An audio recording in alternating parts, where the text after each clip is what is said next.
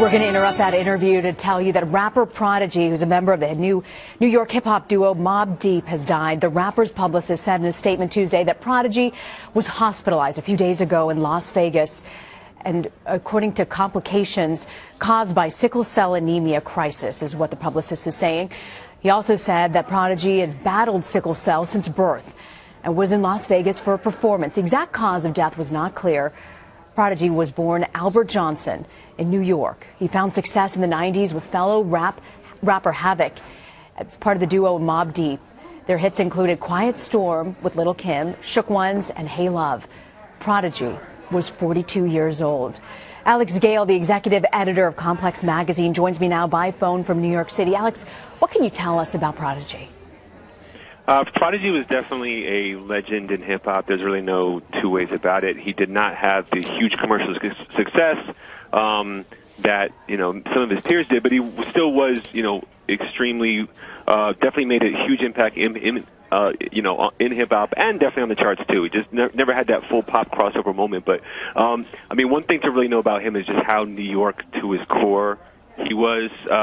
He was really part of the wave of rappers in the early and mid-'90s who kind of brought attention back to New York after Death Row and Dr. Dre and Snoop really brought G-Funk and gangster rap and West Coast gangster rap. They brought the, hip-hop over to the West, and then Mobb Deep, along with Nas, Wu-Tang, and some other folks, really brought the attention back to New York and really helped make a new classic New York sound that dominated for a while and that we still kind of all think of back nostalgically as like the golden era of New York rap.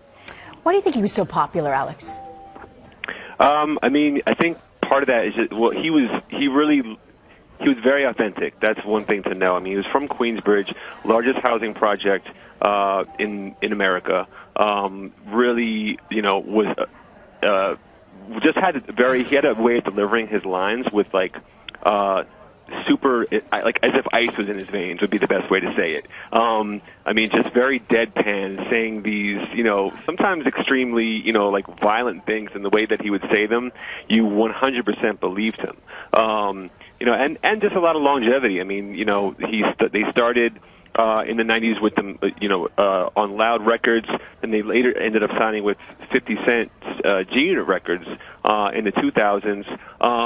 And also, he beefed with almost every great rapper that there is. That's a really notable thing about him. It's almost amazing when you think back on everyone he clashed with. He clashed with Tupac, Jay-Z, Nas.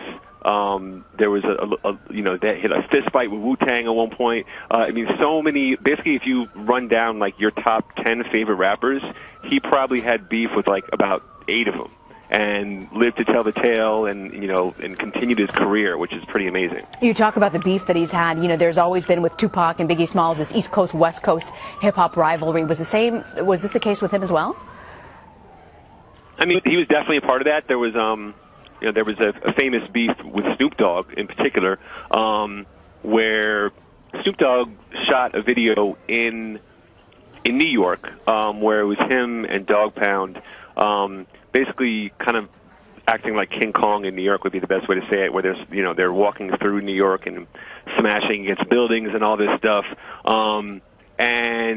This was in the height of the war, of the East Coast West Coast war. So it was a very bold move of them to come to New York and do that. And no one really responded until they didn't mention anyone in particular, Snoop and Dogg Pound, and then Mobb Deep and Capone and Noriega kind of took it on themselves to basically respond on behalf of New York. And they did a song called L.A., L.A., responding to them, and that kind of set a lot of things off. And then, things with Tupac got a little ugly at one point. Actually, Tupac actually shouted out Prodigy, made fun of Prodigy's sickle cell anemia at one point, which is what ended up leading to Prodigy's death. One thing that's very also notable about Prodigy, he was very, very open about his sickness from early on. He has a biography in which he wrote about having many sickle cell attacks and spending a lot of time his childhood in the hospital, and the fact that he sort of prevailed through that and had this amazing, really long career, and absolutely became one of the all-time greats in hip hop is amazing. If you're joining us now, rapper Prodigy, who makes up one half of the group Mobb Deep, has died at the age of 42. Alex Gale, thank you for joining us. Thanks for having me, Rena.